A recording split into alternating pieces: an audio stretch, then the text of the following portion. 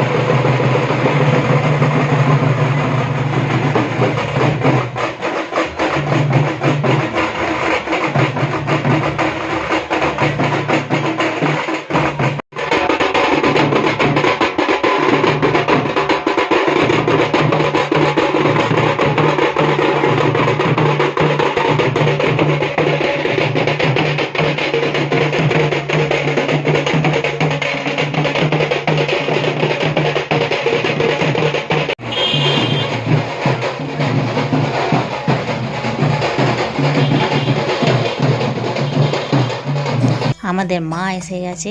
তো সন্ধ্যা হয়ে গেছে, আমরা এবার ঘট ডুবাতে যাব। তার জন্য তৈরি হয়ে আমরা বেরিয়ে পড়েছি। একটা লাল পাড় সাদা শাড়ি পরে আমাকে জানিয়ে অবশ্যই আমাকে কেমন লাগছে এই সন্ধ্যার সাজে। তো আমরা সবাই রেডি হয়ে বেরিয়ে পড়লাম, মণ্ডপের দিকে যাচ্ছি আমার বাড়ি থেকে। তো আমাদের রাস্তায় সবাই বেরিয়ে পড়েছি প্রায় সাজুগুজু করে, বাচ্চা থেকে বড়রা। তো তোমাদের দেখাই কিছু কিছু বাচ্চা কত সুন্দর সেজেছে শাড়ি টাড়ি পরে। এই দেখো, এরা সব সুন্দর করে সেজে ঘোরাঘুরি করছে। আমাদের ঘট ডুবাতে যাওয়ার প্রোগ্রাম শুরু হয়ে গেছে। এই তারপরে সবাইকে আমি একটুখানি করে ভিডিও করে নিলাম। সবাই ভিডিওতে আসতে চাইছিল না, একটু মজা করলাম ওদের সাথে।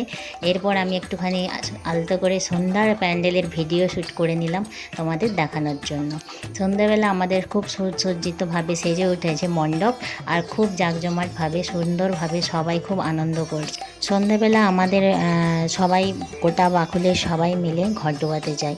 এটা প্রতি বছরই আমাদের এই রিচুয়ালটা হয়ে আসছে। আমরা সন্ধ্যাবেলা সবাই বাজনা নিয়ে ঘট ডোবাতে যাই আর খুব ডান্স করতে করতে যাই। তো এখন আমি যাচ্ছি ঘট ডোবানোর জন্য, কিন্তু কিছু কিছু বাচ্চা বড় সবাইকে একটু ভিডিওতে নিলাম। এই হচ্ছে জয়শ্রী আমাদের বাকুলের। এবার ঘট ডুবাতে যাওয়া শুরু হয়ে গেল। দেখতেই পাচ্ছ, সব মেয়েরা শাড়ি পরে সুন্দর করে সাজুগুজু করে আস্তে আস্তে গুটি গুটি পায়ে চলে যাচ্ছে আমাদের নদীর দিকে। আমাদের নদীতে ঘট ডুবানো অনুষ্ঠানটা হয়। তো এই যে নদী কিন্তু খুবই অন্ধকার, কারণ প্রায় 10টা বেজে গেছে, তাই এখন অন্ধকারে সেরমভাবে দেখতে পাচ্ছি না বা দেখাতে পারছি না তোমাদের। যতটা পেরেছি ততটাই ভিডিওতে নিয়েছি। এখানে ঘট ডুবানো পর্ব শুরু হয়েছে, আর ঘট ডুবানোর পর আমরা এবার যাব আবার মণ্ডপের দিকে। এখন আমরা কেউ নাচানাচি করিনি, একটুখানি গরমও ছিল প্রচুর। আর ওই ভিড়ের মধ্যেই বাজনাগুলো খুব সুন্দর বাজনা বাজাচ্ছিল। আমরা এখানে সবাই সেলফি নিতে ব্যস্ত, আর এখানে সব বসে আছে, আর বাচ্চাগুলো খুব সুন্দর ডান্স করছে, ওদের আনন্দ লেগেছে সেই জন্য। তো আমরা সবাই এখানে অপেক্ষা করছি ঠাকুরমশাই ঘট ডুবিয়ে আসবে কখন। একটুখানি দেখে নাও বাজনার দৃশ্য।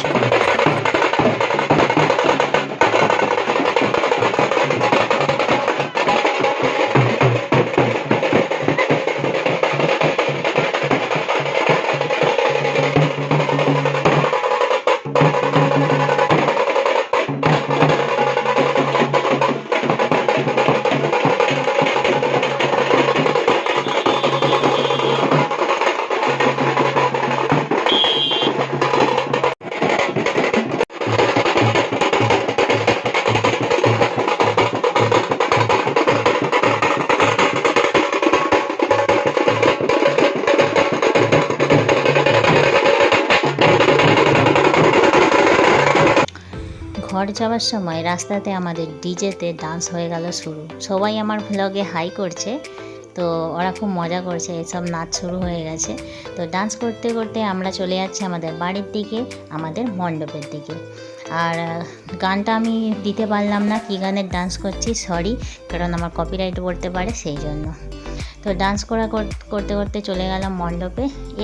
এরপর আমরা ওখান থেকে নেমন্তন্ন ছিল আমাদের একটা অষ্টম প্রহর, তো সেইখানে আমরা চলে গেলাম। একটুখানি গান শোনার পর খাওয়া দাওয়া করলাম। খাওয়া দাওয়া করে আবার রিটার্ন এসে মণ্ডপে একটু ঠাকুরের মা কালীর দর্শন করলাম। দর্শন করে খানিকক্ষণ আড্ডা মেরে ওখানে বসে বসে পুজোটা শুরু হতে আমি চলে গেলাম বাড়ির উদ্দেশ্যে। এখন বাজে 12টা, আমাদের পুজো শুরু হয়ে গেছে। আমরা ঘুম ঘুম চোখ নিয়ে এখন চলে যাচ্ছি বাড়ির দিকে। চলো টাটা, বাই বাই।